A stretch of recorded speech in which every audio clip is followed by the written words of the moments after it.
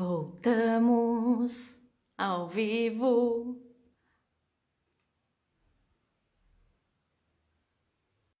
Vamos ver se agora vai rolar. Ah, tem que rolar, né, gente?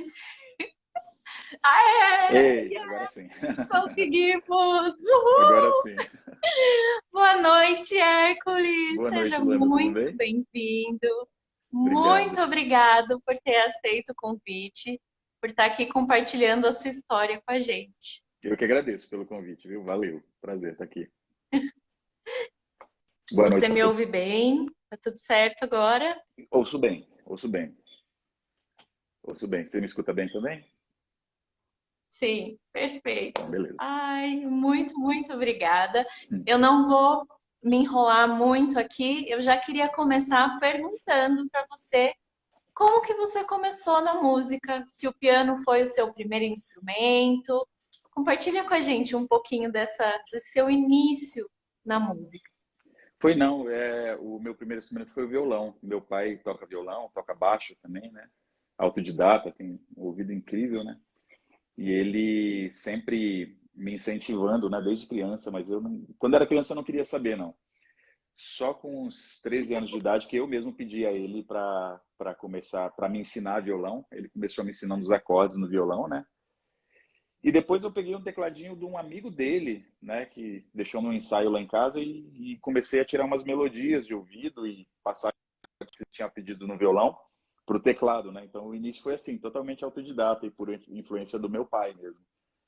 E aí eu já comecei a tocar em algumas bandas, né, lá do Espírito Santo, eu sou capixaba, né? E ele me levou para tocar na igreja na época, né? Mesmo eu sem saber, eu tinha uns 13, 14 anos de idade. Mesmo sem saber tocar, ele já me levou, já me pôs na fogueira, né? E aí depois comecei a tocar em algumas bandas e só depois de um tempo, assim, depois de uns 2 anos mais ou menos, que eu fui entrar em escolinha de música. E isso foi dessa forma. Que legal! Quando É. você começou a tocar na igreja e nessas bandas, você já estava tocando teclado. Já era teclado, já era teclado, mas não sabia, tocava tudo errado, né? Esse amigo dele me ensinou, aí tocava esses acordes assim, mas pé de galinha que ele chama, eu só usava 3 dedos assim para fazer os acordes, tudo errado. Mas foi um bom início assim, porque eu desenvolvi primeiro mais a questão da percepção mesmo, e depois que eu fui estudar mesmo, sistematizar tudo aquilo que eu tinha aprendido, né? Olha que legal. Então, a É, sua vivência, você começou numa vivência mesmo, né? Vivendo foi, a música em exatamente. diferentes ambientes, na igreja, tocando, para depois teorizar tudo. E você vê isso de forma positiva. Para mim, sim, mas às vezes me perguntam, né? Não é uma coisa que eu recomendo, porque eu acho que isso não funciona para todo mundo, sabe? Para mim funcionou, eu dei sorte, mas nem todo mundo tem essa facilidade assim, né? E por isso que eu sempre recomendo uma boa orientação no início. Eu acho que é muito importante, né, no instrumento, porque a escola eu acho que funciona para todo mundo, né? Independente de ter mais assim tendência para tocar de ouvido ou para teoria e tal. Independente disso, a escola eu acho que é um método que funciona para todo mundo. E eu acho que no início é muito importante isso, né? Uma boa orientação. É, Concordo. é. O seu pai, ele era músico ou a música era, vamos chamar assim, um hobby? Ele Não, trabalhava profissionalmente ou não? não, ele é o que a gente chama aqui de funileiro, né? Trabalhava com pintura de carros e tal. E a profissão dele era essa. E ele tocava por hobby mesmo. Tem um talento incrível, meu pai. Tem um ouvido impressionante. Ele fazia umas gigs, assim, tocava, tinha uma banda de rock, mas assim, não era o trabalho dele, não. Era mais hobby mesmo, né? Aham. Mas Entendeu? sempre tinha música ali permeando o ambiente. Você Sempre. cresceu em um ambiente musical, então. É, Mesmo porque não cresceu sendo vendo uma ele coisa tocar, né? profissional, mas a música estava sempre presente na sua casa. É, porque eu vai tocar, cantava, né? E muitas vezes tinha uns ensaios que eles faziam. Geralmente, final de semana, ia uma galera lá em casa ensaiar, na casa do meu pai. Aí levavam bateria, levavam. teclado, levavam baixo, meu pai tocava, né? Mas levava violão e tudo mais. E faziam esses ensaios lá em casa. Foi numa dessas, inclusive, que eu peguei o tecladinho lá para começar a tirar algumas coisas de ouvido, né? É, Uhum. mas cresci ouvindo esse tipo de música. Claro, não tem nada a ver com o tipo de música que eu faço hoje. Meu pai gostava de Jovem Guarda, gostava de Roberto Carlos, gostava de música sertaneja, era esse tipo de música que eles tocavam, né? E Uhum. esse tipo de música que eu faço hoje foi um pouco depois, assim, que eu pesquisando, comecei a gostar e tudo mais. Mas assim, mesmo quando eu era pequeno, já tinha uns discos lá em casa, assim, lembro de um disco de Chorinhos e Chorões, já tinha um disco de choro, assim. Então tinha umas coisas. Tinha uns discos de música clássica também, eu não sei de onde vinham esses discos. Eu acho que a minha tia trabalhava como diarista, né? Eu acho que ela trazia da casa da patroa dela e acabava chegando lá em casa, assim. E eu gostava de ouvir, já desde essa Olha. época eu gostava de ouvir. Não tinha muita coisa, assim, mas eu lembro de alguns LPs, assim, sabe? Então Ah, já tinha um sim. certo contato com música instrumental nessa época, música clássica também. Uhum. Ai, que bacana, que É, história legal. é. Você tem filhos, né? São Tenho dois. dois. Aliás, eu tô no quarto deles aqui agora, por isso que tem os bichinhos da Era do Gelo aqui. Ai, que legal. Tem os bichinhos da Era do Gelo, mas não gosta mais. Agora é Sonic e Roblox. Tá gostando de jogar videogame agora. Comprei uma Como mochila que para é a sua ele. relação? Desculpa, Ah, não, eu ia falar que comprei uma não mochila pode para falar. ele da Era do Gelo. Ele era tão fã da Era do Gelo, eu comprei essa mochila, que ficou todo feliz no aniversário. 2 meses depois, falou que não queria mais essa mochila, agora quer a mochila do Sonic. E agora já não gosta mais do Sonic, que é a mochila do Roblox. Falei, Joaquim, é uma por ano e olhe lá, não dá. Estão ali E na as sala crianças estão brincando. com uma personalidade forte hoje em dia, né? Elas decidem e tá decidido. Algum Pior que é. deles E é isso mesmo. tem contato com o instrumento? Como que é a sua relação com os seus pequenos aí em casa e com a música? Ô, Luanda, santo de casa não faz milagre, viu? Aqui é casa de ferreiro. Porque tá difícil, viu? Eu tô tentando. A Helena tá com 12 anos agora. Pois é. Eu preciso botar eles na mão de alguém, assim, entregar para você ensinar eles, que aí sim eles vão aprender. Para fazer eles sentarem 10 minutos no piano e ter aula comigo é difícil, viu? Então, a Helena eu tentei ensinar, ela sabe as notas e tudo mais, mas faz tempo, assim, depois ela parou. Agora eu tô com uns métodos aqui que criança não é minha especialidade. Já dei aula para crianças assim, mas faz muito tempo e dei muito pouco, né? Então peguei alguns métodos agora, vou tentar voltar com ela. Ainda tenho esperanças, mas eu sempre levo eles a concertos. Agora eu tenho levado eles para tudo que é lugar. Quando eu vou gravar também, agora que eles estão um pouquinho maior, né? O Joaquim tem 6 anos e a Helena tem 12. E foram um dia desse numa gravação que fui fazer, foram em show meu, enfim, então sempre levo eles, né? Tento manter esse contato, eles com esse contato assim sempre, mas o instrumento ainda não consegui. Mas vou conseguir, eu tenho esperanças ainda. Eu pergunto também, eu te perguntei isso, eu sei que é uma coisa muito pessoal, né? Mas é porque tem muita gente que segue o Instagram da Fritz, que estuda piano, é pai, é mãe, trabalha durante o dia, à noite quer ter o contato ali com o instrumento e às vezes não sabe como equilibrar os filhos com essa questão de estudar. Às vezes, né, o pai quer estudar, o filho está na TV, a TV está alta. Vocês têm alguma maneira de lidar com essa situação aí na sua casa ou aí é mais tranquilo, assim, porque é a sua profissão, né? Então é diferente. Mas você tem algum acordo com eles com relação? Eu soube que a Helena, há uns tempos atrás, te ajudava com as suas lives no YouTube. Tem alguma coisa Uhum, assim, não é? uhum. E é por isso também que eu estou te perguntando: tem algum acordo que você faz com eles para a hora do estudo? Não, às vezes eu preciso ou gravar, por exemplo, agora eu estou fazendo entrevista, eu falei, ó, vocês ficam aí na sala quietinhos e tal, eles ficam quietinhos, né? Quando eu preciso tocar piano, por exemplo, aí beleza, ou eles ficam estudando, ou a Helena fica fazendo lição, o Joaquim fica jogando ou brincando com os bichinhos dele, aí é hora de estudar. Então, eles estão numa idade assim que eles já entendem, né? Já respeitam. Mas quando ele era pequenininho, por exemplo, era super difícil. Se eu tivesse com ele, não dava para fazer nada, né? Então, a mãe ia trabalhar, eu tinha que ficar com eles, a mãe ficava com eles, eu ia trabalhar, né? Então era muito mais complicado. Mas agora, assim, não tem. Até porque os meus horários para estudar, para trabalhar, são totalmente em função disso, né? Os horários que eles estão aqui em casa e tal. Então, é uma coisa que eu aqui particularmente, acabo me organizando assim. Eu estudo menos quando eles estão aqui e acabo aproveitando o tempo que eles vão para a escola para trabalhar e fazer as coisas. Não só estudar piano, mas para fazer tudo, né? Para trabalhar e tudo. E tento ficar mais tempo com eles quando eles estão aqui. Mas o desafio é esse, né? Até, né?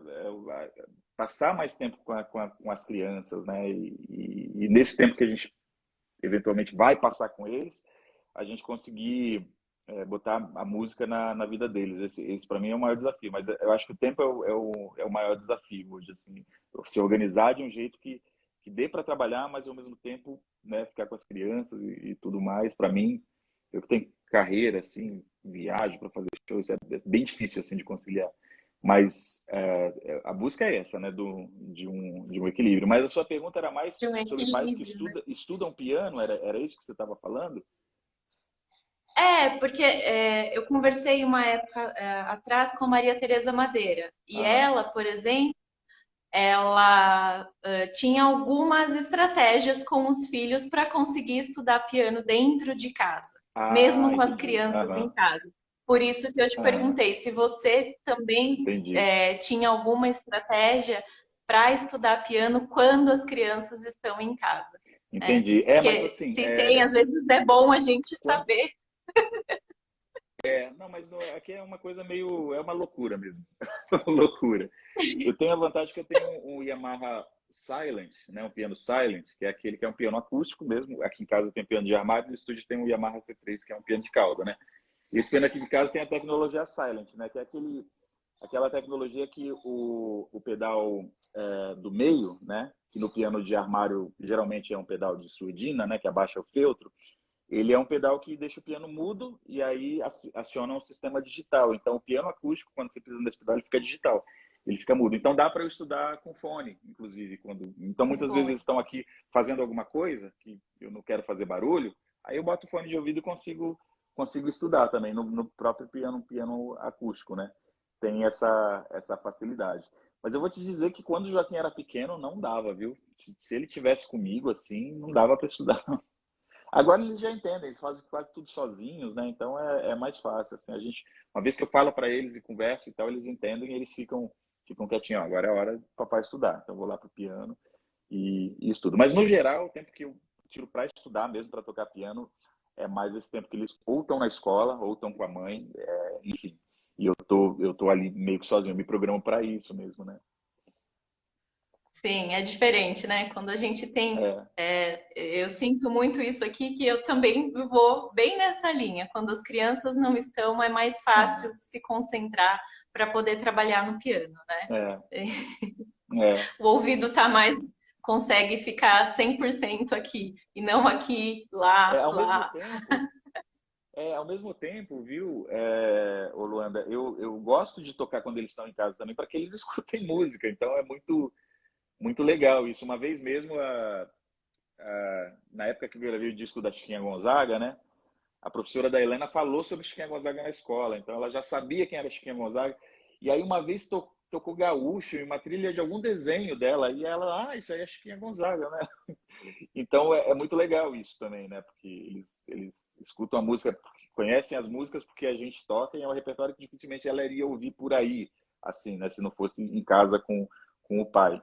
Então muitas vezes eu tento tocar com eles em casa mesmo, né? Quando eles estão fazendo alguma coisa assim. E tem dado certo, agora tem dado certo que eles já estão maiorzinhos, né? Quando eles eram pequenos, sabe o que acontecia? O piano era meio rival para eles, né? Então, o tempo que eu tava, porque o piano é o trabalho do papai, né? Então, enquanto eu estava no piano, eles tentavam me tirar do piano, porque eles não queriam que eu tivesse no trabalho, eles queriam que eu tivesse com eles, né? Então, como eu sempre trabalhei em casa, então isso no início era muito engraçado, era meio o piano, eu sentia que eles, para eles assim, era uma coisa de rivalidade, assim. Mas agora não tem mais essa não. Que gostoso, É, que saber dessa convivência que vocês têm aí. Muito, muito pois é. legal. Aqui em casa acontece parecido também. A minha pequena não fala Chiquinha Gonzaga, ela fala Chiquinha Bonzaga. É um B ao invés de um G. Bonitinho. E o mais Que gostoso é legal. ver elas dançando ao som da música que a gente está estudando, que a gente está praticando. Aqui acontece bem parecido também, é muito, Que muito gostoso. máximo. E acaba que essa vivência, né, como você disse, eles acabam levando para a escola e para os lugares onde eles estão convivendo, né?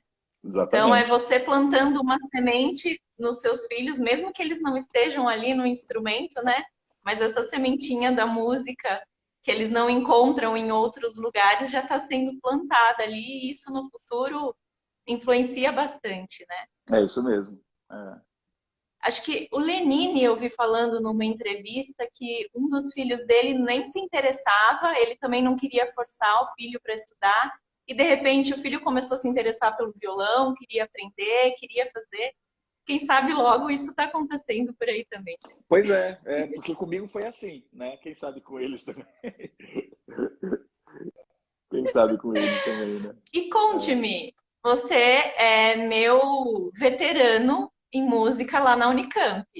Em que ano que você Aham. entrou? Conta pra gente. Como que foi? Não, não o ano, né? Mas assim, como que foi os seus primeiros anos na universidade, a sua vivência? O Gogô foi seu professor?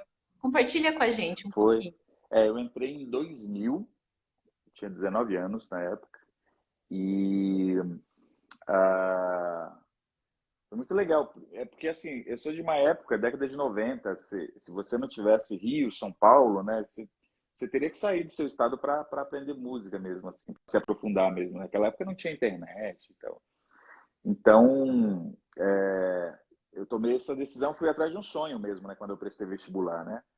E aí mudei para Campinas. O primeiro professor foi o Gogô. Você teve aula com o Gogô também, né? Inclusive.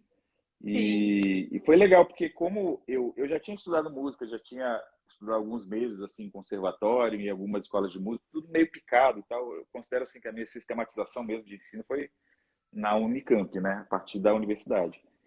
Mas eu já tinha estudado, mas tocava muita coisa de ouvido ainda. Então, quando eu entrei na faculdade, assim, o Gogô, acho que foi um cara que sistematizou muito isso, principalmente conhecimento de harmonia, sabe, de improvisação também.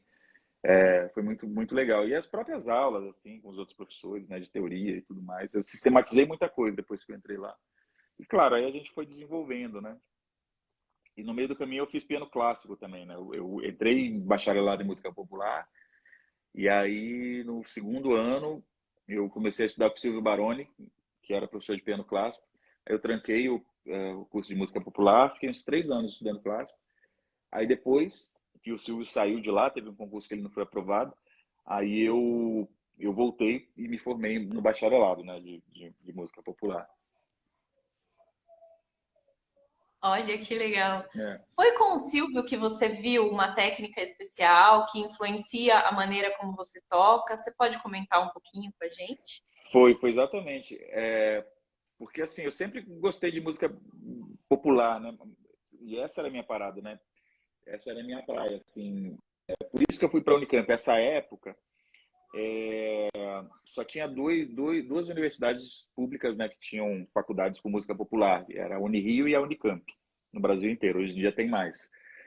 E eu lembro que eu fui para a Unicamp por causa do sistema de auxílio, né, de bolsa alimentação, bolsa transporte. Não tinha dinheiro, não ia ter condições de me manter se não tivesse isso. E então passei no curso de música popular e tal. Só que chegou uma época que eu falei para o que queria aprender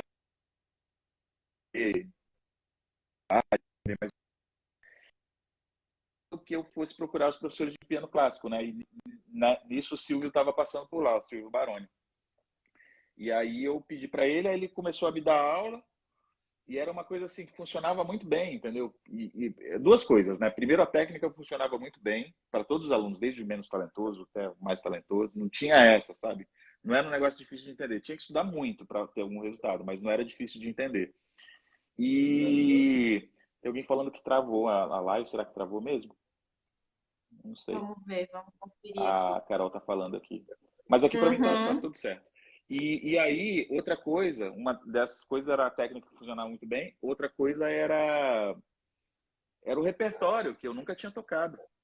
O repertório que foi completamente novo para mim, assim, quer dizer, eu não sabia que a mão humana já tinha feito tudo aquilo, né? Com a história do piano, né? Especialmente do romantismo para cá, enfim, tudo isso. Então foi uma coisa que eu acabei me apaixonando por isso tudo, sabe? E aí, depois de um tempo, eu acabei trancando o curso de música popular só para estudar o clássico e queria seguir carreira mesmo, sabe? E estudava de 5 a 8 horas por dia nessa época. Estava a fim de ir para frente com isso mesmo. Mas aí, depois dessa saída do Silvio da universidade, a gente meio que, não só eu, todos os alunos dele, né? Que ele era quase uma religião lá pra gente, né? Depois dessa saída dele, a gente ficou meio sem chão, assim, sem saber o que fazer, porque a gente queria seguir aquela linha, né, de sonoridade, aquela linha de técnica e tudo mais. E aí muitos pararam, terminaram o curso, pararam de tocar piano, alguns seguiram carreira acadêmica e tal, e eu voltei a tocar música popular, né? Só que aí, com isso, eu já, depois de conhecer toda essa outra parte, né, da música, eu já não queria tocar daquele mesmo jeito que eu tocava, achava simples, né? Então, depois de um tempo, eu comecei a juntar essas duas coisas que eu descobri que existem, né? Muitos eu não sabia que existia, que eu gosto muito da liberdade que a gente tem na música popular, de pegar uma música e tocar do seu jeito, fazer um arranjo, né? Mudar a forma, muitas vezes reharmonizar e tal, tornar aquilo mais seu mesmo. Mas, ao mesmo tempo, eu gosto muito das coisas de interpretação da música clássica, de você respeitar o texto e ser criativo em cima daquele texto, né? E daquele contexto. E também de você ter uma coisa muito desafiadora, né? Que costumo dizer assim, você subir no palco, poxa, tocar uma sonata de Liszt, um concerto de Rachmaninoff, sei lá. Isso é um desafio, é uma coisa para mim que é heróica, assim. Então, esse tipo de desafio, esse tipo de concepção, assim, é uma coisa que você não vai encontrar na música popular, assim, né? Se a gente for falar em linhas gerais, né? E mesmo essa coisa dessa liberdade que a gente tem nessa forma de música popular, assim, não encontra na música clássica. Estou falando assim de estereótipos, tá? Não estou falando Sim. claro que tem, de Aham. certa forma. Tipo, isso que eu faço dá para considerar as duas coisas, mas, assim, em termos de estereótipos, assim, não dá, né? São coisas que você encontra em um.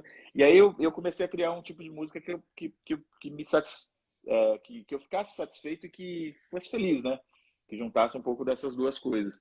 Aí que eu comecei a fazer esses arranjos e tal, assim, explorando um pouco mais o piano, né? Com certa virtuosidade mas ao mesmo tempo utilizando esses elementos da música brasileira. E comecei a me apaixonar mais por música brasileira nessa época, inclusive, que foi um pouquinho antes de eu gravar o meu primeiro disco, né? Gravei em 2013, meu primeiro disco, né? E, e aí eu comecei a fazer esses arranjos e vi que as pessoas gostavam, né? E aí comecei a acreditar mais nisso. E foi aí que eu gravei esse primeiro disco já com mais ou menos com esse som que eu faço hoje, assim, né?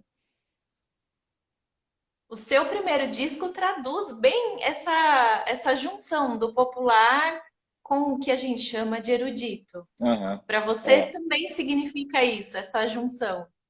Significa, hoje eu penso nisso, mas na época eu não pensava muito nisso, não. Eu simplesmente queria fazer uma música que eu gostava, assim. Aqueles arranjos fiz tudo ao longo de anos, sabe? O Odeon, o Duda no Frevo, o Platônica já tinha composto há muito tempo e tal. Então, eu acho que a gente acaba se transformando em função daquilo, das coisas que a gente vive, né? Das experiências. Então, aquele disco eu acho que é o que mais me representa, assim, né? Os outros foram mais voltados para choro e tudo mais, da Chiquinha Gonzaga, da Tia Amélia. Uhum. Mas esse me representa bem, assim, que eu gosto muito de música brasileira e tocada daquela forma, né? A música brasileira transcrita para o piano, né? Como é na fonte, né? Então, quando eu toco choro, eu gosto de imitar um regional de choro. Quando eu toco frevo, eu gosto de imitar uma orquestra de frevo, né? Enfim, eu gosto muito, muito, muito disso. Então, na época, eu não pensava muito nisso, sabe? Eu fui fazendo, simplesmente, né? E eu acho que a viagem é essa mesmo, né? O seu primeiro disco é Pianismo, Pianismo, desculpa, de é. 2013. Aham. Isso. Todos os arranjos são seus. Todos, é. Todos os arranjos são meus. E tem composições também, né? O disco tem 12 músicas, são 6 composições e 6 arranjos. Aí tem arranjo para música do Edu Lobo, para músicas do Ernesto Nazaré, Radamés Inátali, Nabor Pires Camargo, quem mais? Enfim, e tem 6 composições minhas também. É desse disco que tem Odeon, e é esse arranjo de Odeon que foi para a Itália, circular as ruas da Itália? Comenta um pouquinho Esse pra gente mesmo, como que foi essa sensação de esse ter um mesmo. arranjo seu sendo interpretado por outro pianista lá na Itália. Foi uma surpresa para mim, porque eu acordei um dia, muito engraçado isso. Eu acordei um dia e um amigo meu me mandou o WhatsApp, olha, um arranjo seu aqui, cara, um italiano tocando. E tocando bem, né? Porque é um arranjo muito difícil, assim. E ele tocando bem, esse cara, em plena pandemia, né, no lockdown total lá na Itália, botou o piano em cima de um caminhão, tocando música brasileira, e foi um negócio que circulou o mundo. Aí, amigos do mundo inteiro me mandando, cara, esse arranjo não é seu? Aí tem gente que achava que era eu, o áudio eu tocando dublando mesmo. É ele tocando mesmo. Mas para contar a história completa, assim, o que aconteceu foi o seguinte: quando eu gravei esse disco Pianismo, tinha uma valsa que eu gravei que as pessoas me pediam muito a partitura, que é a valsa platônica, né? E as pessoas me pediam tanto, tanto, tanto que aí eu não escrevia partituras antes, né? Hoje em dia eu escrevo muita coisa e deixo lá no meu site, de graça para baixar. Essa música as pessoas me pediam demais a partitura. E aí eu escrevi a partitura dessa música. E eu percebi que as pessoas baixavam a partitura e começavam a tocar, botavam um vídeo no YouTube. E aí eu comecei a escrever todas não, né? Mas pelo menos a grande parte dos arranjos, das coisas que eu faço, eu comecei a escrever e deixar no meu site, né? E vi que isso dá muito certo, assim, as pessoas gostam disso, né? E, enfim, é uma coisa que eu gostaria de ter tido também na época que eu estudava na Unicamp, sabe? Já pensou se tivesse todas as partituras do Egberto Gismonti no site dele para a gente baixar de graça? Seria lindo. E desses caras que eram nossos ídolos, assim, todas as partituras do Ticoria de graça para você baixar todos os solos, seria uma coisa linda. E aí eu comecei a fazer isso e vi que dava certo. E aí não parei mais. Até hoje eu escrevo partitura e deixo lá no meu site. É esse site aí, herculesgomes.com.br. Lá tem uma aba partituras e está separado entre composições e arranjos, né? E aí tem muita gente do exterior também que baixa essas partituras e toca. Foi o caso desse pianista ah, que baixou essa música, né? Gosta de música brasileira, é um arranjo de virtuosidade e tal, ele toca muito bem. Baixou e tocou esse vídeo, botou lá. Só que ele não me falou que ia tocar, né? Mas no vídeo ele colocou os créditos no final e depois ele me escreveu agradecendo e tudo mais, me mostrando o vídeo. Eu falei para ele, cara, esse vídeo aí rodou o mundo, eu já tô sabendo e agradeço, gostei muito, parabéns. Foi muito legal. Para quem quiser ver, tem no meu canal, é só digitar música em domicílio Odeon. Aí vai aparecer esse vídeo do Máximo Bianchi, o nome do pianista. Máximo, com X, né? Márcia. Bianchi, um pianista italiano muito bom, por sinal. E o vídeo é muito bonito também, né? A cenografia, Aproveitando, o cenário. desculpa te cortar de novo. Aproveitando Imagina, que você não. está falando do seu canal do YouTube, é só digitar no YouTube Hércules Gomes, para a Hércules gente te Gomes é o encontrar primeiro lá no que vai YouTube. aparecer. Estamos Perfeito. investindo bastante no canal do Spotify YouTube agora. também. Estamos É com. só Hércules Gomes Sim, e aí a Hércules gente Gomes. encontra todos os seus CDs lá. Se quiser ir direto, é tudo Hércules Só Gomes para o pessoal, Oficial. eu estou Oficial em falando aqui do inglês seu primeiro tem dois CD, Fs, né? mas só para o pessoal ter contato e já poder, depois da live, já não, depois da live, Opa, é. ir lá, já seguir e acompanhar as gravações do Hércules. Eu queria perguntar para você, o que que o piano tem de especial para você? O que tem de especial? Poxa, pergunta simples, mas difícil, né, de responder. Eu acho que é tudo. É tudo, porque eu acredito muito na música transformando vidas, né? A música meio que transformou a minha vida completamente, tá? Em todos os sentidos mesmo, sabe? É, e o meu instrumento é o piano, né? Então eu acho que tudo, o piano é um instrumento para canalizar a música na minha vida, assim, né? Então eu acho que se mistura, não tem muita separação assim do piano e a vida. Então eu acho que não dá nem para medir, o, e não dá nem para selecionar o que é mais especial, assim, né? Traduzir só com palavras, né? Hoje o Não dá, instrumento, acho o que não. piano é seu único instrumento ou você se aventura por outros instrumentos também? Não, meu único instrumento. Eu já toquei, tocava violão, mas tocava mal, assim, bem iniciante, né? Toquei sanfona também. Sanfona eu até tocava direitinho. Aliás, quando eu cheguei em Campinas, eu comecei a tocar em banda de forró, né? Porque não conhecia ninguém, não tinha network, e sanfoneiro sempre tem trabalho. Sempre tem trabalho, especialmente em meses de junho, julho, festa junina, né, e tudo mais. Eu comecei tocando sanfona lá para ganhar dinheiro. Mas é só piano. Não dá, nem piano dá tempo de estudar direito. Imagina se for inventar, tocar outros instrumentos. Mas é só o piano que eu faço hoje. Eu É escrevo que para outros eu não instrumentos, isso sei sim. para você, mas geralmente quando a gente comenta que a gente fez universidade, quem não entende muito do universo, para mim já perguntaram várias vezes, acredito que para você também. Você Se toca toca todos os todos os instrumentos. instrumentos? Essa é uma É, clássica, já né? perguntaram, sim. Já perguntaram. Já perguntaram. Mas é só o piano. O que eu faço hoje em dia é escrever para outros instrumentos. Então, faço arranjo. Tenho estudado cordas agora, né? Compus para cordas, fiz arranjos para piano e cordas também. Violino, né? Quarteto de cordas e tal. Vou começar a escrever para quinteto agora, depois orquestra de cordas. E futuramente quero escrever o próprio concerto para piano e orquestra, começar a escrever para orquestra também. Tem mais isso, mas não de tocar os instrumentos, Uau, né? Mais para que escrever mesmo. Eu tenho esse legal! sonho. É, Muitos projetos, então, aí é. pela frente. Hum. Você ainda dá aulas? Sim, mas hoje em dia não sobra Ou, tempo para dar aula individual, né? Eu dei aula individual assim por muito tempo, mas hoje em dia eu tenho um curso online, né? Que eu abri uma turma só em 2020, aí depois disso eu não consegui abrir de novo. Eu pretendo abrir ainda esse ano, talvez em outubro mais uma turma, porque assim para dar aula individual não sobra tempo mesmo. Eu já dei, mas eu não conseguia ter mais que 6 alunos assim na semana, né? E muita gente me pedia, então uma das soluções foi meio que lançar esse curso online para as pessoas entrarem e terem um contato mais próximo comigo, que é um curso gravado, mas aí eu dava algumas aulas ao vivo também, para incentivar os alunos, corrigir os vídeos que eles mandavam e tudo mais, e ter esse contato mais próximo comigo, tirar as dúvidas, né?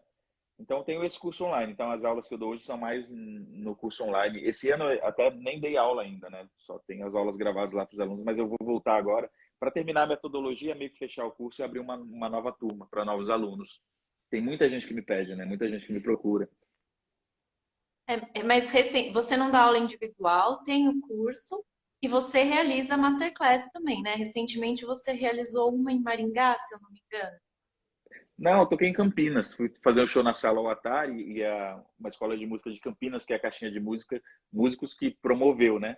E aí no dia seguinte eu fui até a escola para dar uma masterclass para os alunos da escola, foi muito legal. Sim, assim, workshop, eu parei de dar um tempo por causa da pandemia, né? Que fiquei 2 anos só no estúdio, né?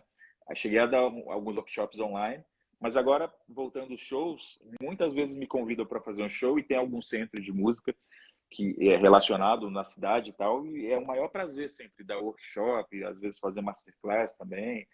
Então, eu gosto muito de ensinar. A questão é que eu gostaria de ter mais tempo para me dedicar a isso mesmo. Eu gostaria de poder atender todos os alunos que me pedem, né, a aula individual, mas infelizmente não sobra tempo. Então, eu gosto muito, é uma coisa que eu fazia bastante antes da pandemia, de dar workshop presencial, assim. Acabei parando um pouco, mas agora tenho voltado. Eu adoro dar aula. É exatamente por isso eu te perguntei, né, se você continuava dando aulas, por essa questão do equilíbrio, né, entre alunos presenciais, as suas apresentações, shows, porque a sua agenda está intensa, não está? Uhum. Tá, esse ano, graças a Deus, assim, os shows voltaram do jeito que pararam em 2020. Tomara que continue assim.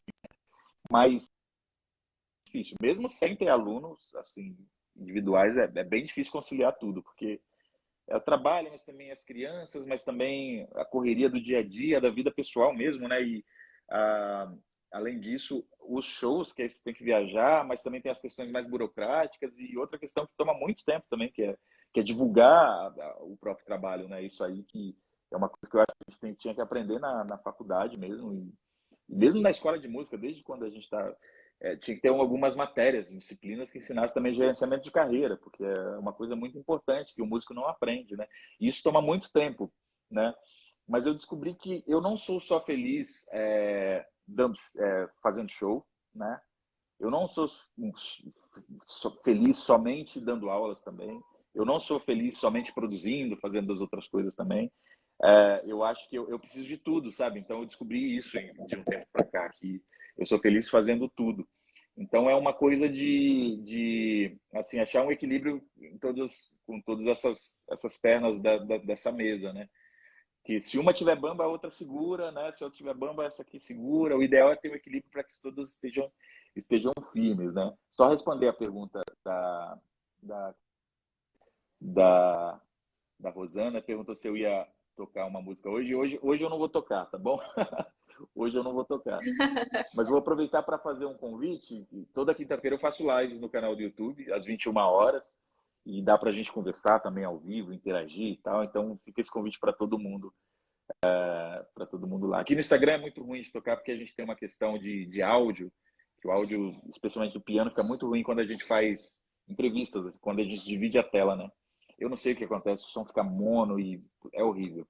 Então é muito mais difícil assim Então, de ó, tocar. para Só quem quer responder a ouvir pergunta. o Hércules, quinta-feira, 9 horas da noite, ao vivo no canal do YouTube dele, tá? Hoje a gente está É, aqui mais tagarelando e batendo um papo. Então, quem quer ouvir é. ele ao vivo, quinta-feira. Mas nós podemos ouvir ele tanto pelo YouTube, tanto pelo Spotify. Então, é só procurar Hércules Gomes. Quem ainda, né, não ouviu, não tem ali, já não está seguindo, já tem a oportunidade de seguir. Do curso você já comentou. Uhum. Eu queria que você comentasse como, se você vê alguma diferença em estudar música popular e música erudita no piano, que diferenças você vê? Se você acha que é interessante para aqueles que estudam fazer essa mescla. Queria que você comentasse um pouquinho a sua opinião, né, sobre todo esse quesito, já que você gosta de transitar nesses dois mundos. Legal. Antes, deixa eu só falar um negócio que eu esqueci. Quem tiver interesse assim, em entrar no curso online, não tem turma aberta ainda, mas tem uma lista de espera. No link da minha bio aqui do Instagram mesmo, o último link é a lista de espera do curso online. É só deixar o e-mail lá, que mesmo se eu demorar para abrir uma turma grande assim, eu abro primeiro para a lista de espera e depois abro para todo mundo, né? Então, é só se inscrever lá.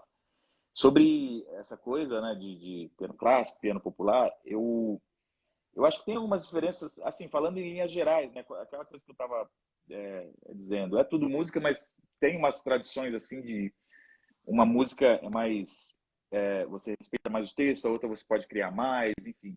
Eu acho que a diferença está mais na questão da interpretação mesmo. Pensa assim, para quem é leigo, por exemplo, né? A gente tem um apresentador de telejornal, que ele pode fazer de duas formas. Ou ele pode fazer como a gente toca na música erudita, né? Na música de concerto, que você tem um texto, você tem a partitura, você vai tocar aquelas notas. O que seria isso? O jornalista está lendo um teleprompter, né? Todas não significa que ele está lendo igual a Google Assistente, que ele está que nem um robô lá falando. Não, ele está interpretando aquilo e parece que ele nem está lendo nada.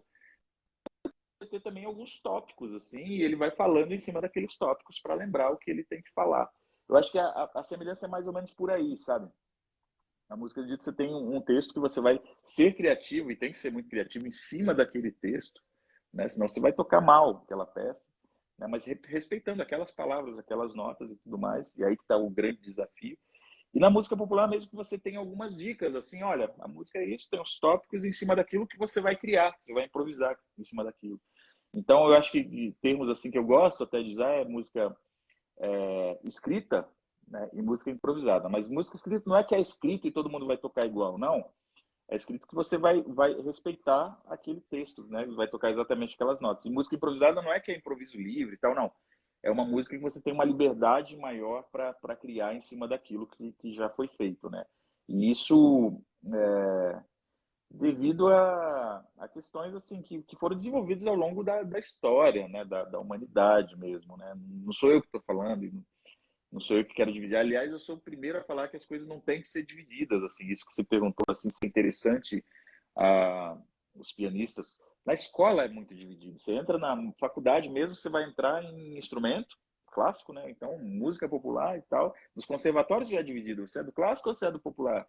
Então a coisa já é assim, eu acho que não deveria ser, mas eu acho que o primeiro passo seria você ter disciplinas que né, em comum, né, para ou disciplina da música popular para música erudita, ou disciplina da música erudita para música popular, assim, para os instrumentistas, especialmente, terem contato com as duas coisas, porque só tem a ganhar, sabe?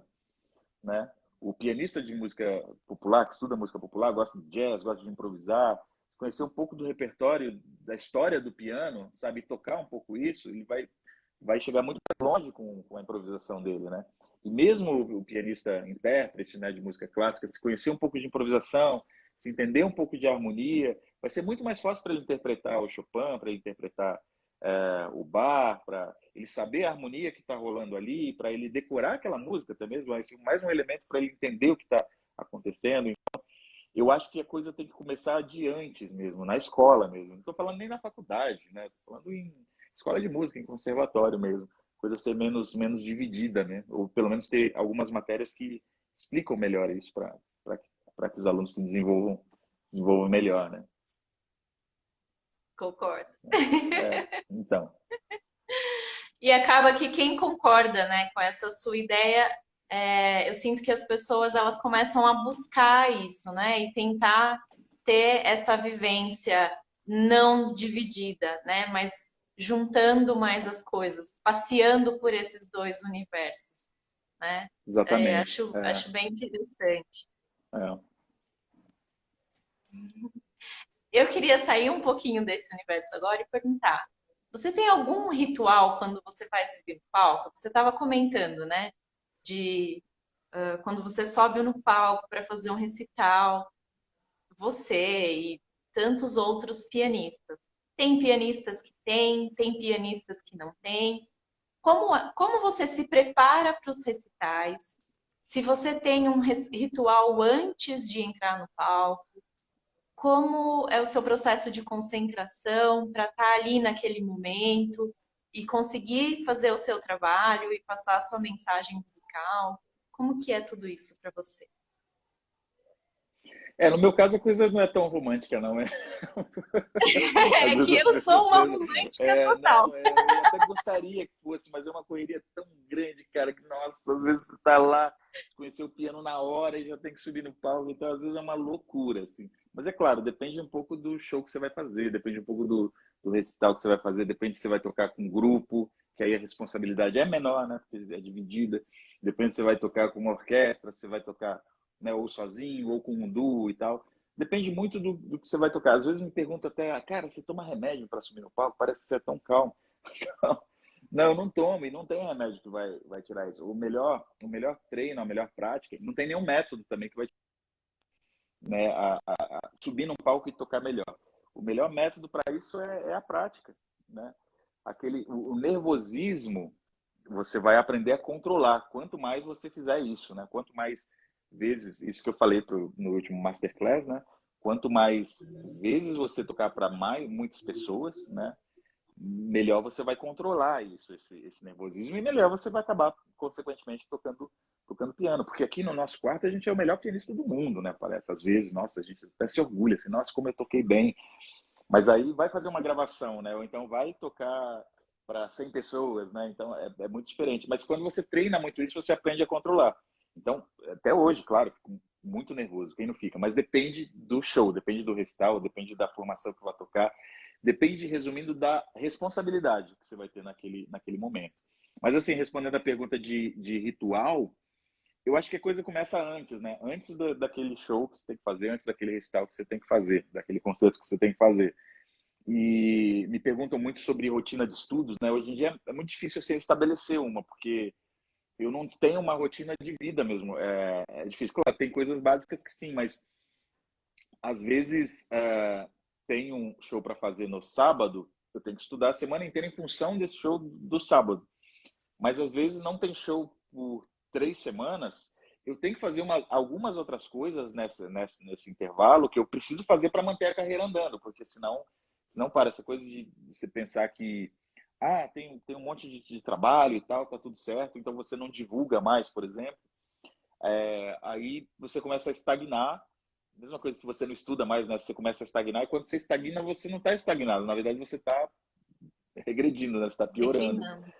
declinando mesmo. Então, eu acho que começa antes. Então, hoje em dia, eu acho que o ritual, por assim dizer, que não é exatamente o ritual, mas o processo começa em função de um objetivo. Então, se eu tenho, por exemplo, vou dar um exemplo clássico aqui que eu vou ter que estudar muito, né?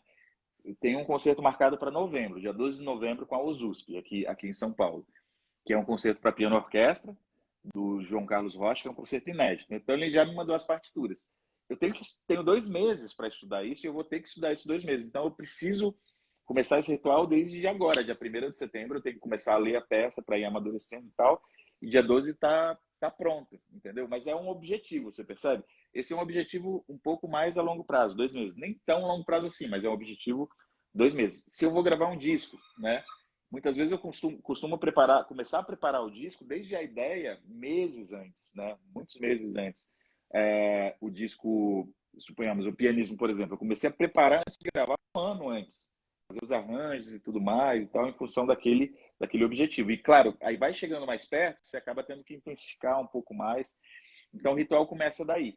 Aí ritual de palco, eu sempre tenho um repertório montado tentando contar uma história, né? Então, um repertório que, quando eu subo no palco, eu sei tudo que vai acontecer, todas as músicas que eu vou tocar. E meu som tem tendido cada vez menos para o improviso, assim. Então, mesmo que eu improvise, vai ser em cima de alguma estrutura que eu sei mais ou menos para onde eu vou. Dificilmente vou fazer um show totalmente improvisado. Então, eu geralmente faço uma listinha das músicas e mentalizo aquela história que eu vou contar naquele show.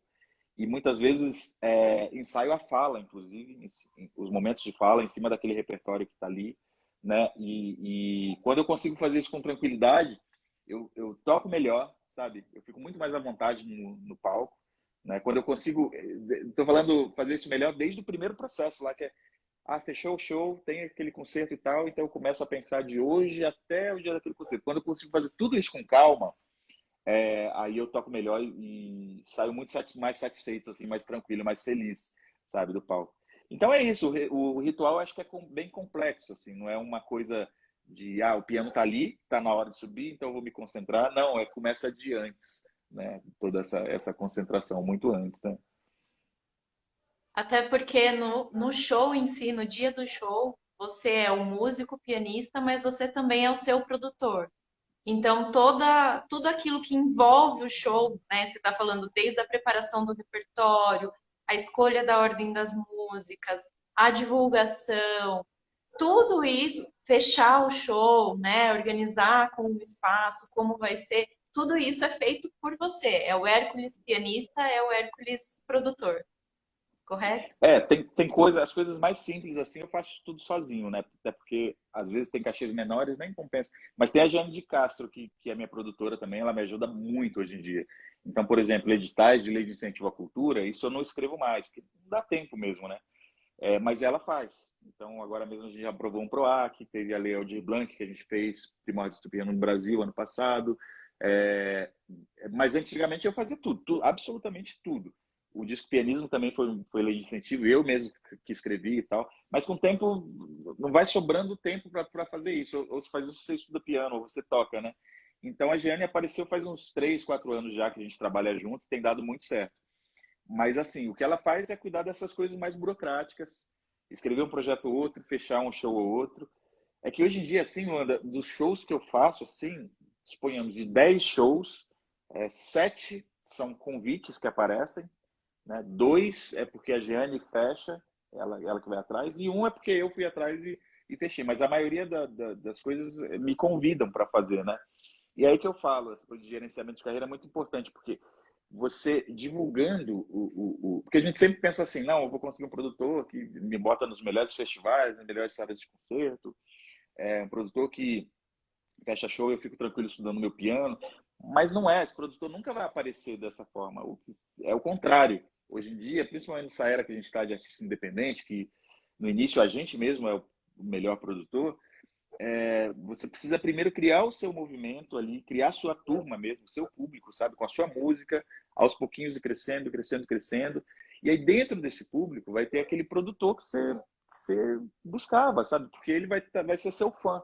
E esse vai ser o melhor produtor para você trabalhar, entendeu? Dentro desse público vai ter o curador daquele projeto maravilhoso, daquele festival que você sempre sonhou tocar, porque Porque ele também é seu fã e gosta do seu som. E mesmo se ele não estiver ali, ele te conhece já, porque você criou o movimento, você cresceu e tal. Quando você for tentar fechar um show com ele, ou com aquela sala de concerto, ou com aquele festival, vai ser muito mais fácil, porque ele já te conhece, né? Então tem muito isso. Então, assim, a maioria das coisas, as ideias é completamente tudo meu. A Jane me ajuda muito a executar algumas coisas, ela mesma fecha e a gente executa junto. Mas assim, coisa de edição de vídeo, por exemplo, tudo eu que faço. Coisa de gerenciamento das redes sociais, tudo eu que faço. Né? Facebook, Instagram, lista de e-mail, YouTube, então tudo eu que faço. E você só consegue ter um resultado legal assim, se pelo menos no início assim você entender muito bem como é o seu público e como funciona esse público, do que eles gostam da música que você faz e tal.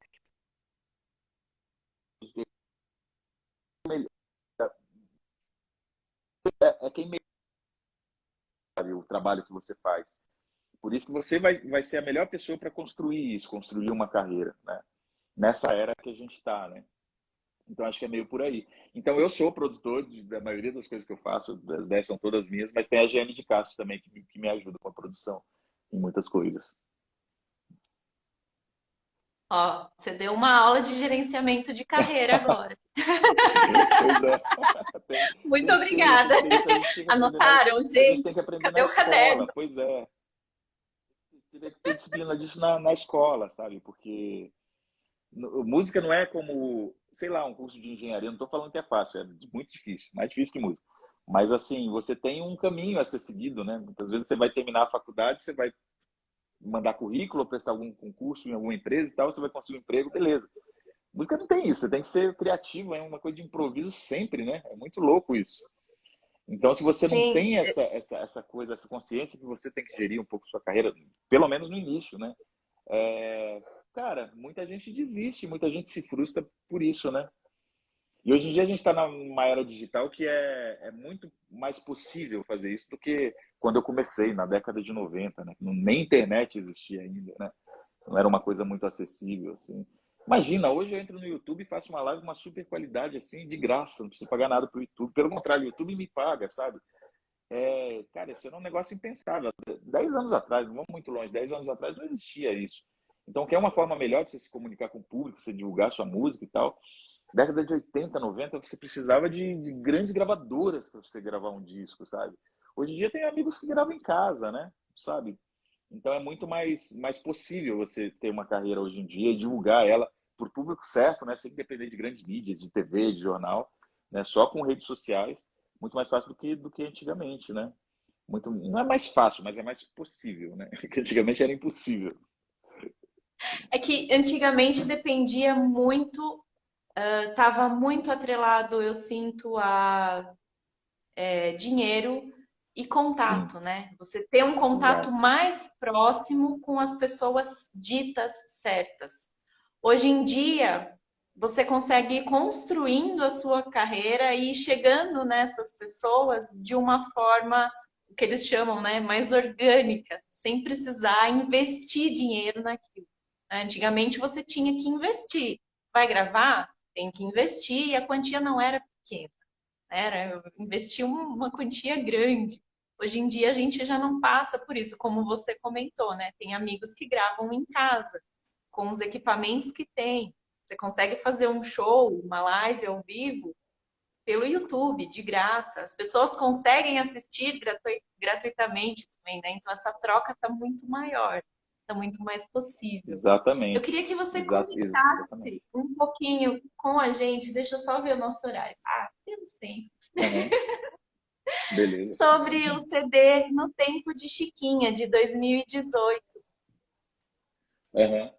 Isso aí tem muito a ver com construção de público também, porque por mais que seja diferente essa era, né, dos anos 80, 90 e hoje em dia com a era digital, a ideia de construção de público continua a mesma, sabe? De você construir uma turma e aquela turma consumir o seu som e sua carreira ser baseada no público, né? Isso não mudou. E esse disco tem um pouco a ver com isso, porque foi a primeira campanha de financiamento coletivo que eu fiz, que teve apoio de mais de 280 pessoas, assim, eu consegui levantar mais de 30 mil reais para gravar o disco. Aí eu consegui gravar o disco, filmar todas as músicas. Então, os meus discos mais recentes, todos têm filmados no YouTube também, da primeira até a última faixa, né? Sessão de gravação mesmo, assim. E eu consegui fazer divulgação, sabe, com isso e ganhei um público muito, muito grande. E a ideia do disco surgiu em 2017, porque o Vandrei Braga, que cuida do site da Chiquinha Gonzaga, ele estava fazendo alguns eventos online. Eu lembro que ele fez um de 2014, que foi do Corta Jaca no Catete. Então ele pediu para várias pessoas tocarem o gaúcho da Chiquinha Gonzaga, né, o Corta Jaca, para comemorar os 100 anos do evento, né, que envolveu isso e tal. Para quem quiser saber dessa história, digita Corta Jaca do Catete no Google, assim, vai cair no site da Chiquinha Gonzaga, tem um texto lindo falando sobre isso. E aí depois ele pediu para gravar um outro negócio, e aí eu gravei mais uma música da Chiquinha Gonzaga e já tinha 2 arranjos. Fiz mais um, eu tocava muito com o Rodrigo Castro, né, flautista. Aí fiz arranjo para tocar com o Rodrigo. Quando eu vi, eu já tinha 4 arranjos. Aí eu falei, dá para lançar um EP, né? Mas aí eu fiz mais 2, já tinha 6. Poxa, já tem quase um álbum, eu vou gravar um álbum. Só que aí não tinha dinheiro. Aí eu falei, o que eu vou fazer? Vou pedir ajuda para essa turma aí que diz que gosta do meu som, vamos ver o que dá. E aí lancei essa campanha de financiamento coletivo e foi um super sucesso, assim, foi a primeira que eu lancei. Depois eu faria 10 outras, né? Principalmente agora na pandemia e tudo mais. E deu muito certo, assim, inclusive muita gente consegue chegar por causa dessa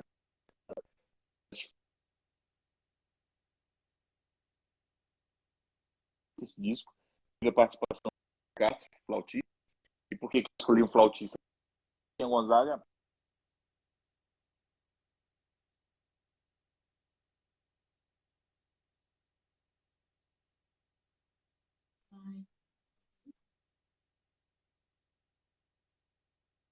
Gente, eu tô aqui ainda, mas eu fiquei meio estátua porque eu tava. Travou tudo aqui pra mim. Hércules, volta!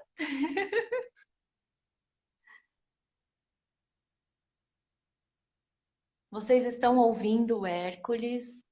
Vocês estão só me ouvindo? O Hércules caiu, eu vou chamar ele de novo. Vocês me veem bem, me escutam bem? Tá tudo certo? Voltei. Ajuda. Agora eu não sei qual é o problema. Eu não sei se é a minha conexão, se é a sua conexão.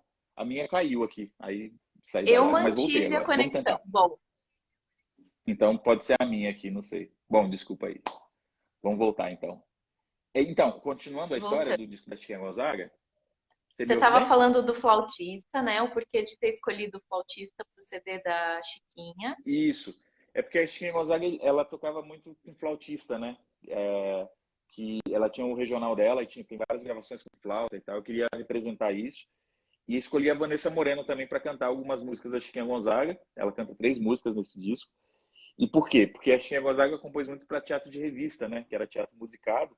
E as músicas eram cantadas. Aí chamei a Vanessa também para cantar algumas músicas. E aí teve essas 2 participações.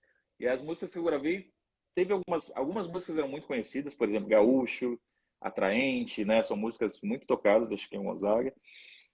Mas eu queria gravar músicas também pouco tocadas e outras até inéditas. Então, músicas pouco tocadas eu gravei, por exemplo, Valquíria, que era inédita em gravação também. Era uma das músicas mais famosas da Chiquinha Gonzaga, quando ela era viva. E que nunca tinha sido gravada. Fiz um arranjo para 2 pianos, gravei. Teve uma música que a gente resgatou também, que foi a Cintilante. É uma polca da Chiquinha Gonzaga que estava desaparecida, a partitura. A gente conseguiu um manuscrito só com a melodia e eu fiz um arranjo e tal. Então foi um disco muito especial, assim. E tudo surgiu por causa desse convite do Vandrei, né? Pediu para fazer um arranjo, depois pediu para fazer outro. E eu gostei da história, fui fazendo mais. E acabou nascendo esse disco. E é um disco muito, muito Que especial, legal. assim, também. Eu confesso que as interpretações da Vanessa, Ela canta você. muito. Ai, eu não sei qual das 3 eu gosto mais. Se é Santa, se é Machuca. Qual que é o É, terceiro nome? o Forró Bodó. Eu esqueci. Forró É Bodó. o Eu não sei Não Se qual das Impressione, 3 eu né? Forró gosto mais. Bodó. Eu adoro. É. Ela é Já demais, gosto nossa, de ela é demais. Chiquinha, Mas foi um né? disco Aí muito pegou especial, vocês, assim. juntou. Pois é, eu vejo as suas coisas. Foi um disco muito especial porque eu pude mergulhar um pouco mais assim na vida e obra da Chiquinha Gonzaga, né? Então, nessa época que eu li a biografia da Diane Diniz, eu escutei muitas músicas da Chiquinha Gonzaga, muitos discos já foram gravados com músicas dela. E aí eu comecei a perceber que as músicas que as pessoas gravam são quase sempre as mesmas, né? Por isso que eu, na época, consultei o Alexandre Dias, né, do Instituto Piano Brasileiro. Ele me ajudou muito com isso, assim, dando dicas e tal. Olha, isso aqui nunca foi gravado, olha, escuta isso aqui. Me passou várias gravações antigas, assim, que não comerciais também. É, aproveitar para responder uma pergunta aqui que a Bia está fazendo, né? Essas partituras que você arranjou das Cremosadas estão disponíveis?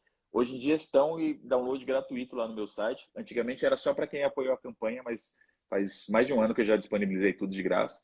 E essas partituras, tem algumas que são arranjo, tá? Mas tem umas que não são arranjo, são o jeito que eu toco mesmo. Então vocês vão ver lá que é a transcrição do disco, a partitura. Tá nota por nota da flauta, nota por nota da Vanessa, sílaba por sílaba que ela canta e nota por nota do piano. Então tem algumas coisas que são assim, transcrições do que eu toquei mesmo, né? E algumas são mais arranjos. Ah, e uma coisa interessante duas coisas O interessantes assim que disco eu resolvi da... fazer nesse disco. Desculpa Não, eu ia te falar cortar. duas coisas interessantes que eu resolvi Pode fazer falar. nesse disco. A primeira, descobriram umas gravações da Chiquinha Gonzaga que ela falava, né? E depois tocava no piano solo. Duas músicas, né? É o único registro de voz da Chiquinha Gonzaga que se tem. Eu peguei essa gravação, né? Da voz dela, que ela anuncia a música, coloquei no meu disco, aí ela começa a tocar a música e depois eu continuo tocando a música. E aí no final da música entra o áudio dela de novo, aí a música termina. Uma das coisas inusitadas que eu fiz nesse disco. Tem um videoclipe também que eu fiz, tá no YouTube. E as duas últimas músicas são duas de piano, né? Só que eu não chamei outro pianista para tocar, que não ia dar tempo de ensaiar e tudo mais. Eu gravei comigo mesmo, né? Valkyria, e também. Como é que é o nome da outra? Caramba, esqueci o nome da própria disco. Bione. Fiz dois arranjos, aí são arranjos mesmo, para duos de piano, né? Inclusive, no videoclipe, tem eu tocando um piano e o piano de Sclavier, né, tocando sozinho do lado, assim, como se fosse o espírito da Chiquinha Gonzaga, né? É muito legal. Sim, sim. Aproveitando que você está falando do disco da Chiquinha, eu vou saltar e pular para o disco da Tia Amélia.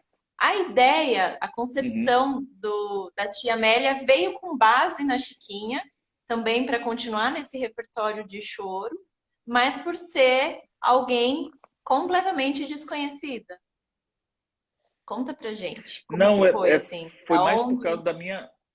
Não, foi mais por causa da minha relação com o choro. Quando eu comecei a tocar com esse flautista, o Rodrigo Castro, eu comecei a mergulhar mais no universo do choro, assim, pesquisar mais, porque ele, inclusive, que me incentivou a conhecer esses pianistas mais antigos. Porque a gente conhece Chiquinha Gonzaga, a gente conhece Ernesto Nazaré, até Radamés Inhatli e tal, mas, tipo, Carolina Cardoso de Menezes é muito pouco conhecida. Maestro Gaó, sabe? É, quem mais? Tem muitos pianistas, bom, Bené Nunes, o próprio senhor mesmo tocava piano muito bem, Zequinha de Abreu e tal. Lina Pesce, pouca gente toca Lina Pesce, tem choros lindos e tal. Esses pianistas tocavam muito bem choro. Aí nessa minha busca, nessa minha procura, eu encontrei a Tia Amélia. E eu achei assim, ela, de todos os pianistas, a personalidade mais forte que tinha, assim, uma virtuose, sabe? E que carregava ali no piano dela, nas composições, a essência do choro, que é o lamento, né? O choro tem essa característica de lamento, de tocar as coisas mais lamentosas, assim, mais choradas mesmo. E também o balanço, né? Que é o ritmo. E o piano dela tem as duas coisas, sabe? E eu ficava inconformado pela Tia Amélia estar completamente no limbo, né? Assim, ninguém tinha ouvido falar da Tia Amélia, nem os músicos, nem eu, que gosto de piano brasileiro, pesquiso. Então eu cheguei na Tia Amélia por causa disso, né? Em busca de tocar choro no piano melhor. E me apaixonei, assim. Desde a primeira audição, queria gravar um disco em homenagem a ela. Foi aí que em 2020 surgiu esse convite do selo Sesc, né? A gente mandou o projeto, eles adoraram o projeto. E aí que pintou a ideia de gravar esse disco Tia Amélia para sempre, né? Então foi por causa da minha busca de como se toca choro no piano, né? Querendo tocar choro melhor que cheguei não só na Tia Amélia, mas também em outros pianistas. Mas a Tia Amélia tinha que fazer esse álbum. Aí o que aconteceu? A Tia Amélia também era uma inovadora, assim. Então ela gravava não só com piano solo, mas gravava também, por exemplo, com um regional de choro, né? Que é uma coisa um pouco comum, assim. O piano talvez por causa do tamanho, não é um instrumento de choro. E aí descobri algumas gravações dela tocando em programa de televisão, com o Regional de Choro. Achei aquilo apaixonante, sabe? E ela gravava muito também com banda, né? Banda à base de sopro, orquestras de rádio, sabe? Banda de coreto e tal. E aí eu quis meio que trazer isso pro disco. Então eu gravei algumas faixas de piano solo, algumas faixas com regional de choro. Aí a gente chamei o Proveta para fazer alguns arranjos de sopro, gravei piano com tuba, com eufônio, trompete, clarinete, flauta e bateria. Foi uma coisa super inusitada também, que eu não inventei, a Tia Amélia já fazia isso, né, no choro, né? Então, foi um disco que eu fiz do jeito que eu queria, assim, o selo Sesc, inclusive, me deu a liberdade para fazer do jeito que eu queria. Foi um disco muito especial. Ninguém na Tia Amélia, nem muitas vezes dando entrevistas, inclusive, por causa disso, sabe? Por causa de mulheres compositoras e tal. Mas não foi exatamente isso, não. Foi por causa de. É porque elas deixaram uma marca muito forte mesmo. Não só na música brasileira, né? No piano brasileiro, uma contribuição muito grande, assim. Impressionante como podem quase ter caído no esquecimento, né?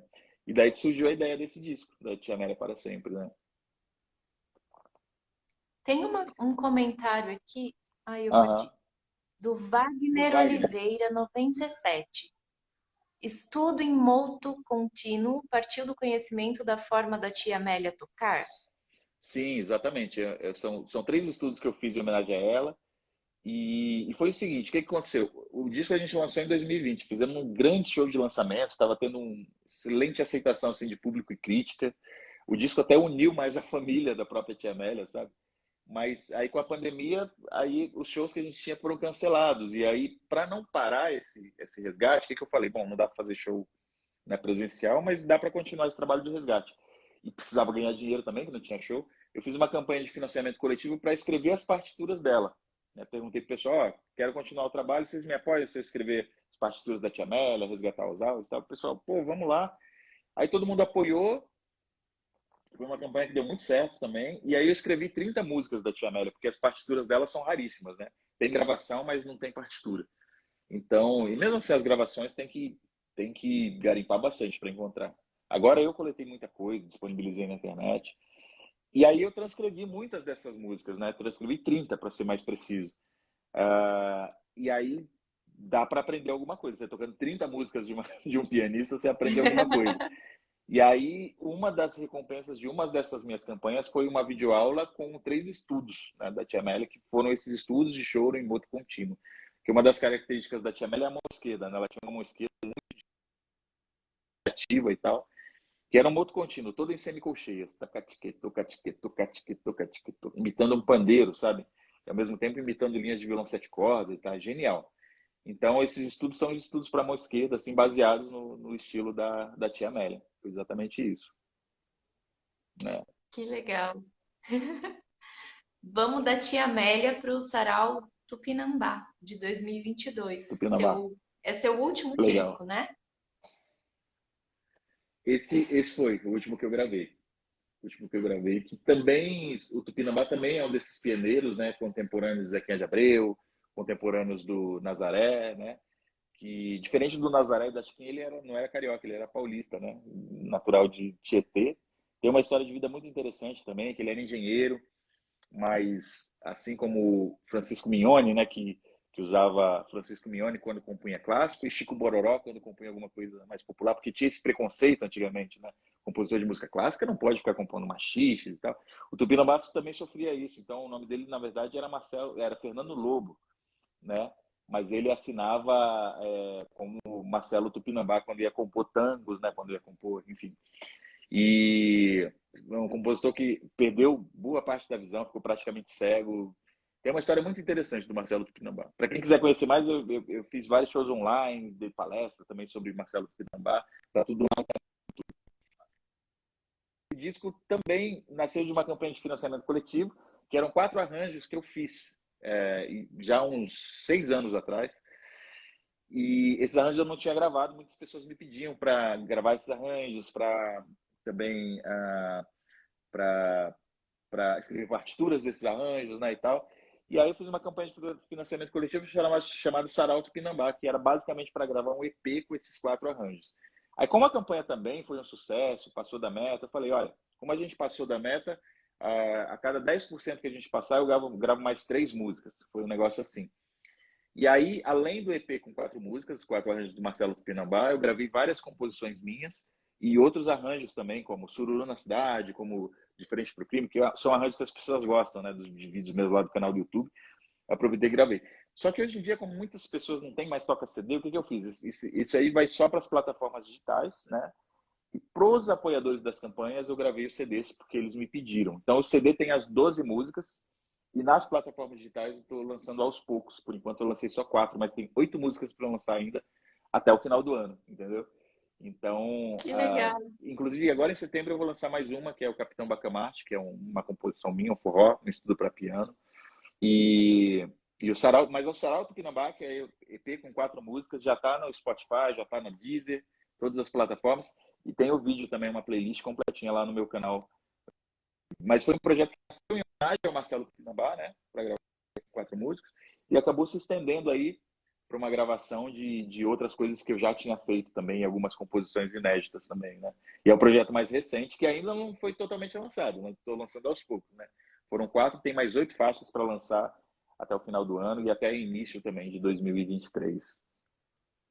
Tem previsão para quando sai o lançamento em setembro? Tem, vai ser uma sexta-feira, eu só não lembro qual sexta-feira, mas assim, quem não me segue aqui ainda, segue aqui no Instagram, que com certeza eu vou divulgar por aqui. Deixa eu só ver aqui. Hoje é dia 30, vai ser. É, tá, tá. Vai ser exatamente daqui a um mês, dia 30 de setembro.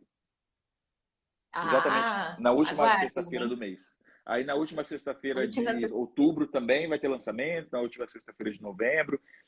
Mas acompanhem aqui, pedir para a galera acompanhar aqui, seguindo a gente aqui no Instagram, que eu aviso tudo por aqui. Às vezes essas datas mudam também, mas a princípio vai ser toda a última sexta-feira do mês a gente tem um lançamento diferente. E aí eu geralmente lanço a música nas plataformas, um vídeo que vai para o YouTube e vai uns trechinhos aqui para o Instagram também, eventualmente vídeo também.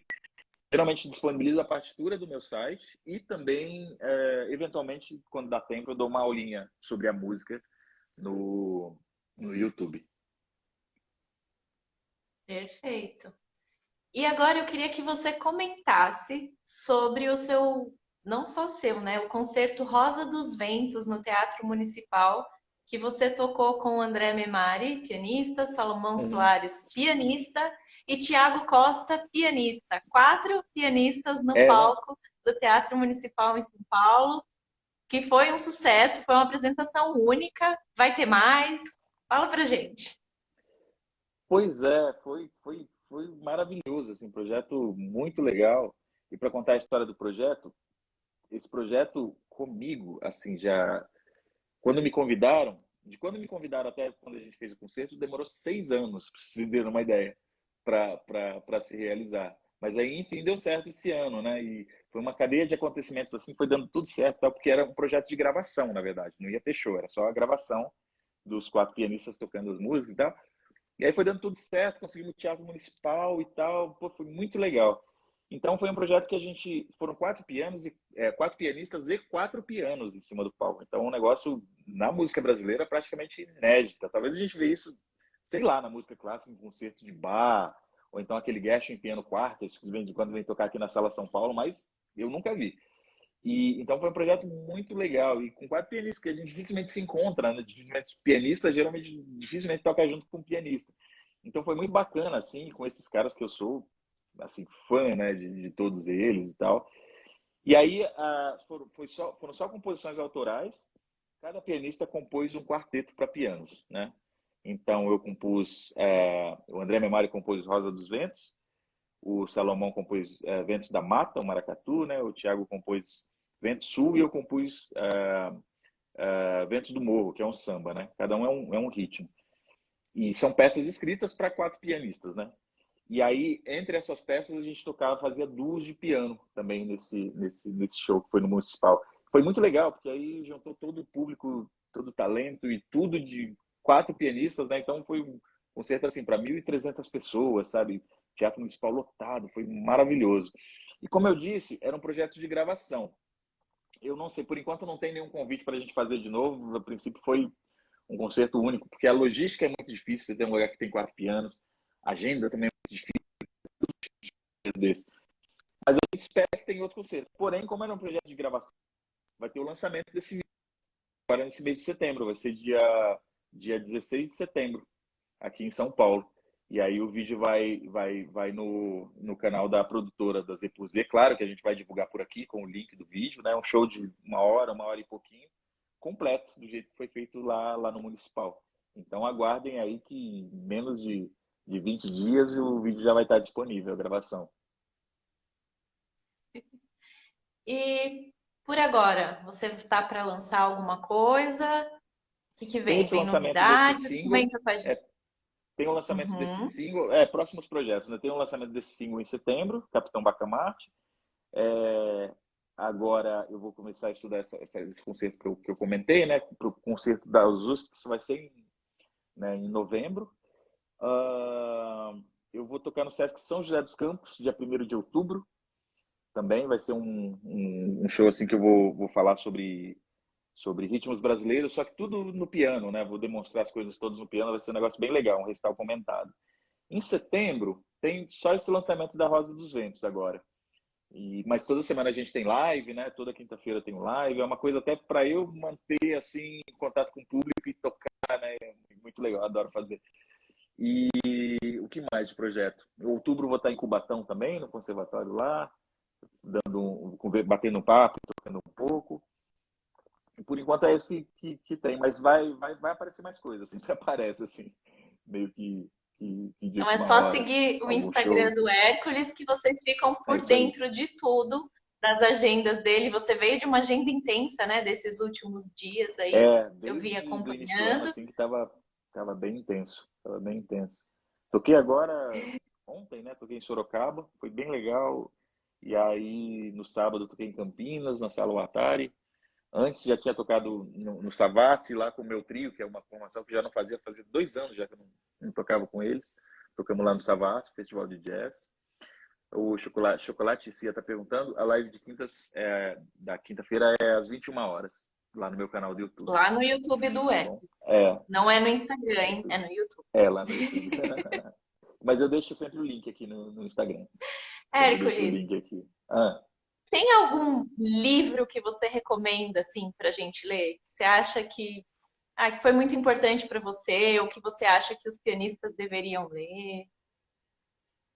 a gente estava falando desses pianistas antigos, né, dos pioneiros. Tem um livro muito bom que eu gosto, assim, uma referência que é o livro Como é Bom Poder Tocar um Instrumento, do Rubervaldo Linhares Rosa, que conta uma história que nunca foi contada, né, de pianistas mais antigos mesmo, né?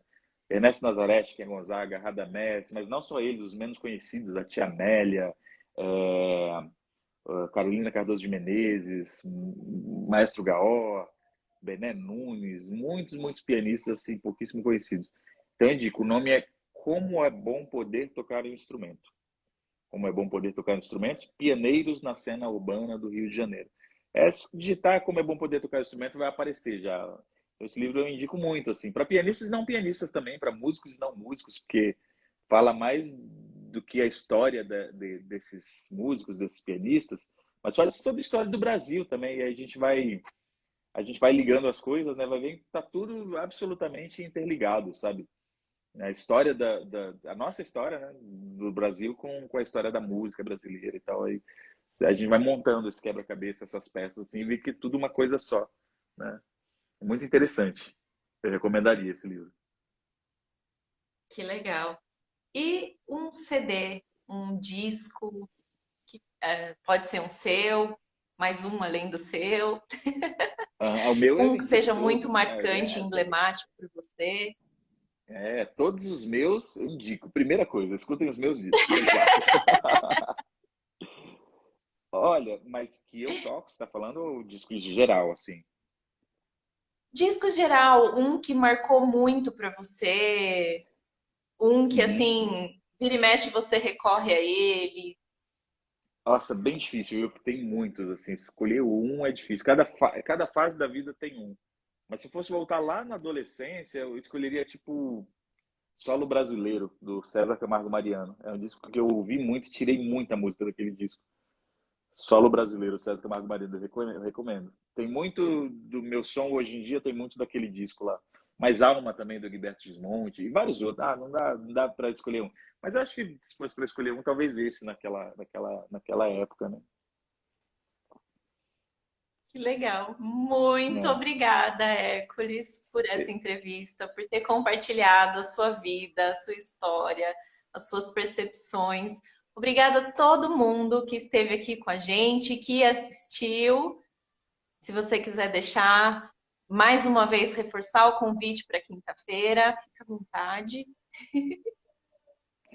Luanda, obrigado, eu que agradeço. Muito legal essa sua parceria com a Fritz, a live super, sempre muito bacana também. Gosto muito do seu trabalho, parabéns. E só para terminar, aqui, né, que não custa nada.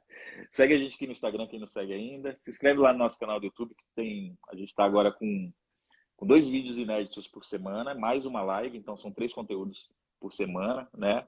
Tá crescendo bastante o canal, estou investindo bastante no YouTube agora.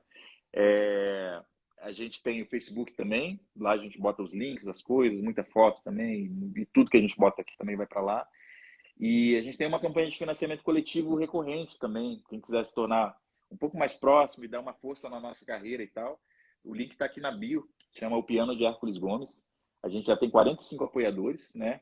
E a gente faz, por enquanto, a gente está fazendo um encontro assim de 2 em 2 meses, em que os apoiadores podem até sugerir um conteúdo para o YouTube, seja, eu gostaria de ver uma aula de piano sobre aquela música e tal. A gente vai lá e faz, eu gostaria de uma partitura sobre isso e tal. Eu gostaria de saber a história de mais compositores. Os apoiadores sugerem essas coisas, eu tento levar lá para o canal do YouTube e aí acaba vindo para cá, acaba vindo para o Facebook também. Então, quem quiser dar essa força e ficar mais perto do nosso trabalho, tem essa campanha de financiamento coletivo, pode contribuir com qualquer valor, desde R$ 5 por mês, assim, até R$ 1.000, que a gente tiver mais dinheiro. Ajuda demais a nossa produção. O coletivo recorrente dessa campanha é tornar a nossa carreira cada vez mais independente, né, e aumentar a nossa produção artística. E aí falar que tem os discos em todas as plataformas digitais também, tá lá no Spotify, Pianismo, No Tempo da Chiquinha, Tia Amélia para Sempre e Sarau Tupinambá. E é isso aí. Obrigado pelo espaço também. Obrigado a você, Luana. Obrigado, Fritz Douglas. E é isso aí. Vamos que vamos. Obrigada, gente. Boa noite. Obrigada a todo mundo que entrou, que esteve aqui com a gente. Obrigada, Fritz, por esse espaço e por essa oportunidade da gente ter essa troca com outros pianistas. Então, a gente se vê em setembro, na segunda terça-feira de setembro, a gente vai ter a live com a pianista Érica Ribeiro, lá da Unirio. Então, espero vocês em setembro. Até lá. Tchau, pessoal. Tchau, Hércules. Obrigada. Até a próxima.